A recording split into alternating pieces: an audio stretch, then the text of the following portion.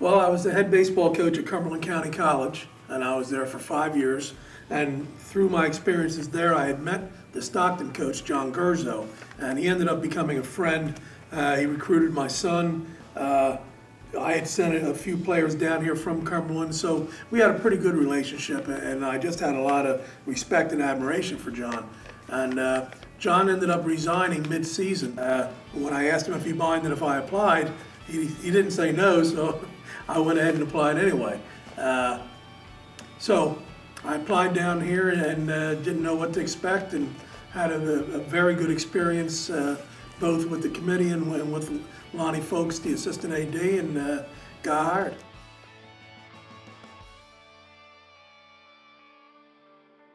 I remember you, and I can't remember the other guy, wanting to know if I was going to stand up to the administration to fight for things for the team.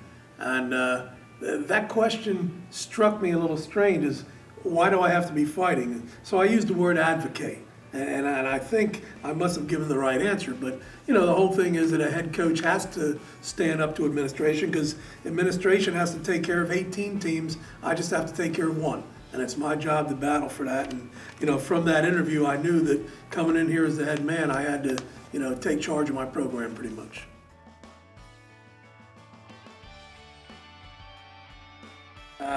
Yeah, you got to understand the cycle of Stockton baseball. I mean, it started as a club team when Coach Gurzo was here, and he did a fantastic job in bringing the program out of a club status and into an NCAA status.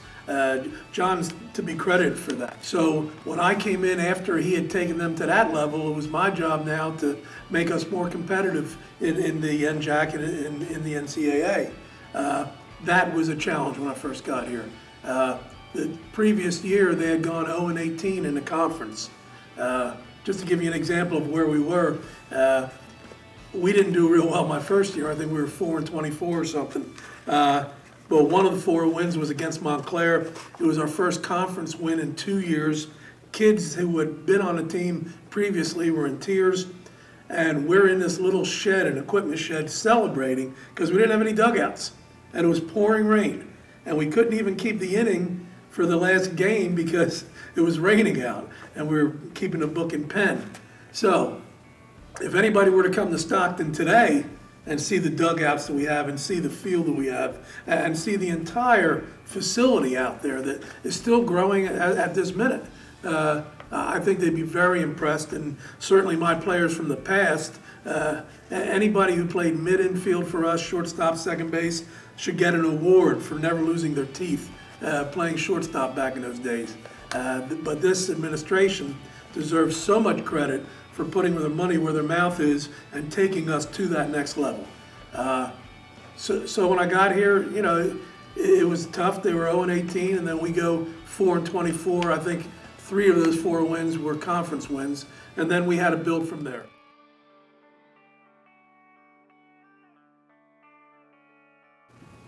Pretty much, there's a million things you could say, but certainly how far we've come. I mean, I'm one of those guys that you're only as good as your last win, and when people pat me on the back and say, great job, you know, you appreciate that, and I guess when you look at things like the record and stuff, you start to think you did a pretty good job, but we still could have done better.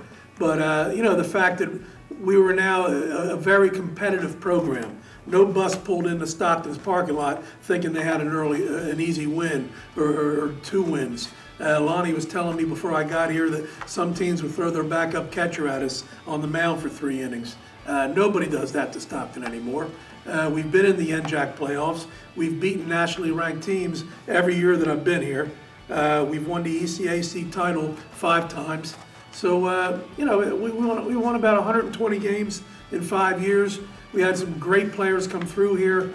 Our kids academically take a backseat to nobody. Our GPA is always above a 3.0. A couple of my players this year were honored for their academics, and a number of my players have gone on and become coaches and doctors and lawyers and very successful in life. And if nothing else, I hope some of their work ethic and life habits can be attributed to the Stockton baseball program.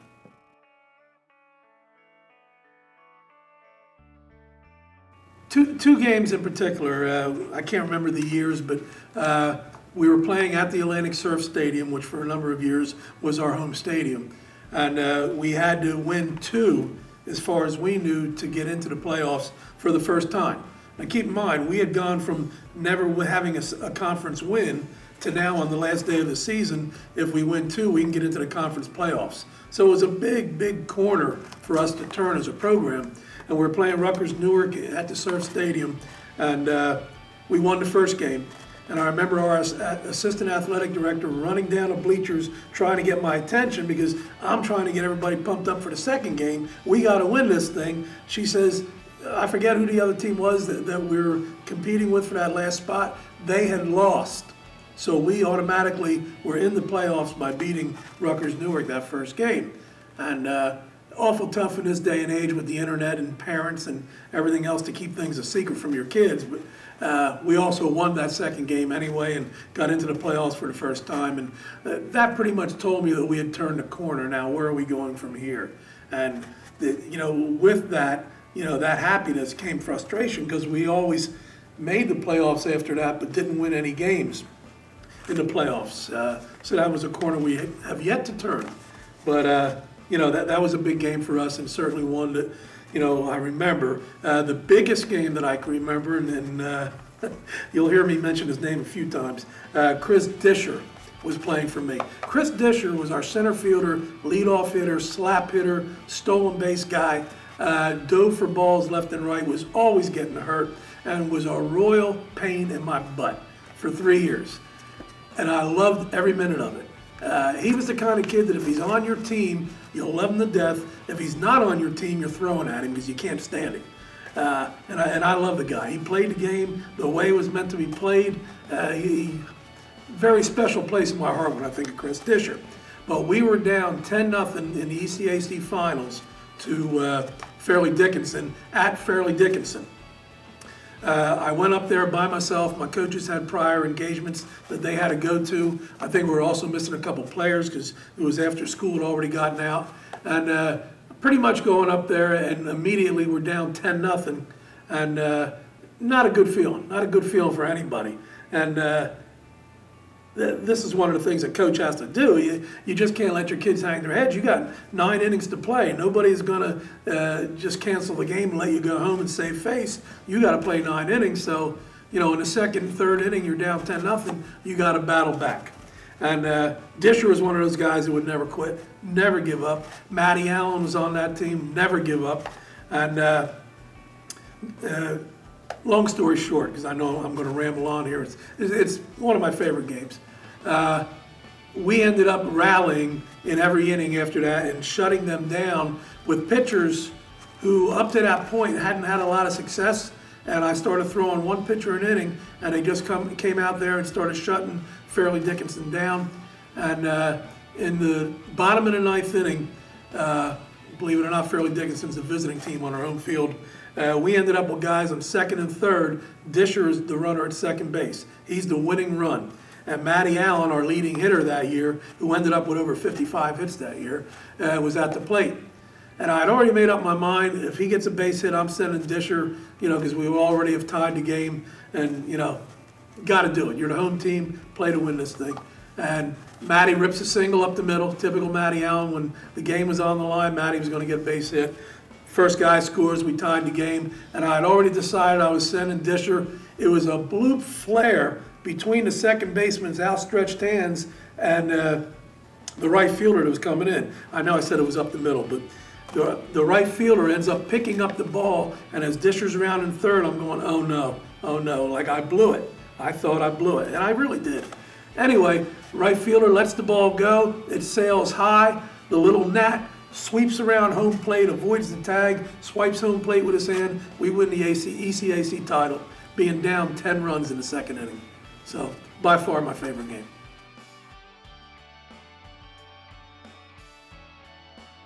Every time we lost in the playoffs. And I say that because nobody blew us out.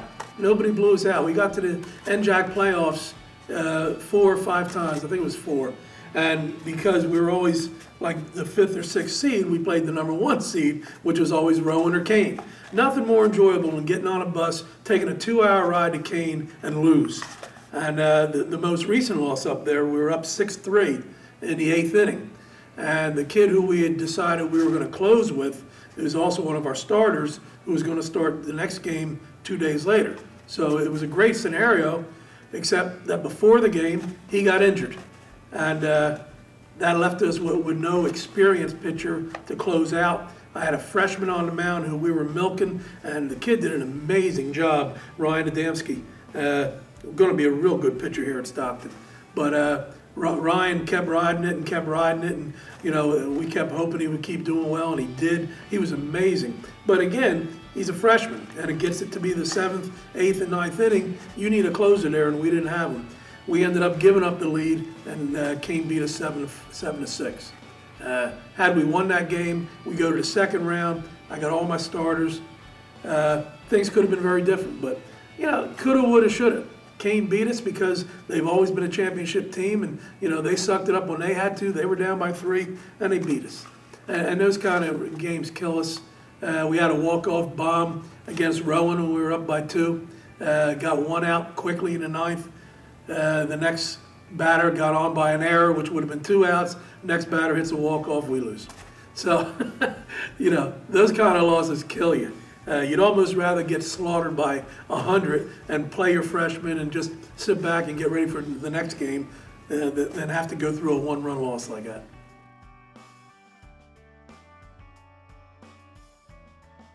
The kids. And everybody says that. I've seen everybody's videotape, and I've heard coaches talk, and but it's the truth. I mean, that's why you come here to begin with. I didn't come here for John Heck or Lonnie Folks. I came here because of the kids, and I always call them my kids because I went out and recruited them, and my assistant coaches brought them down here and took them on tours. Well, we end up making an investment in these kids, and they certainly make an investment in us. I mean, what we ask a kid to do on a Division III level, with the only reward being the fact that you're playing college baseball, is amazing. And every day when I came to the park, I laughed. Every day.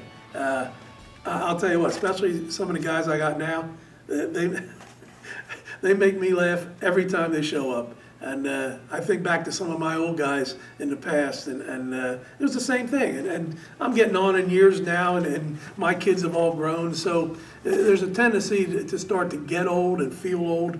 These kids kept me young every year. I just love being around them.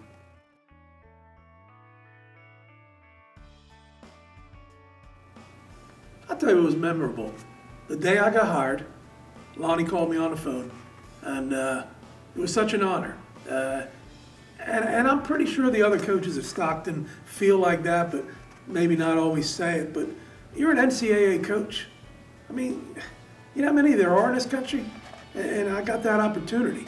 And I'll never forget that Lonnie Folks is the guy that gave me that opportunity.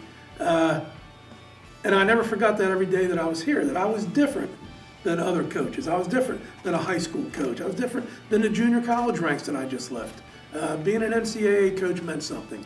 And, seeing my name in the transactions, little stuff like that when it's gone, you start to appreciate it a little bit. And so that's a memorable thing to me. And then you go to the other extreme, my last day here.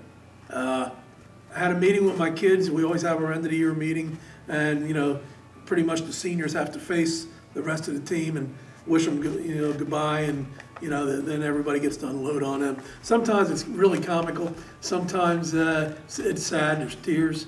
And then I had previously told Lonnie what I was doing. Lonnie came to the meeting, and then I told my kids that I was leaving. And some of the things that were said, had some parents text me that night. Kids texted me. In fact, one just texted me the other day. And some of the things Lonnie said, quite frankly, he should have sent him for 12 years, but I don't know that I would have either. But it was just a very, very nice day, and what a great way to end a career. Not that there weren't a ton of other good things that happened in 12 years, but I'm sure the Florida trips and things like that were momentous occasions. But Right now, if you had to ask me, I'd say the first and last days. They were fantastic.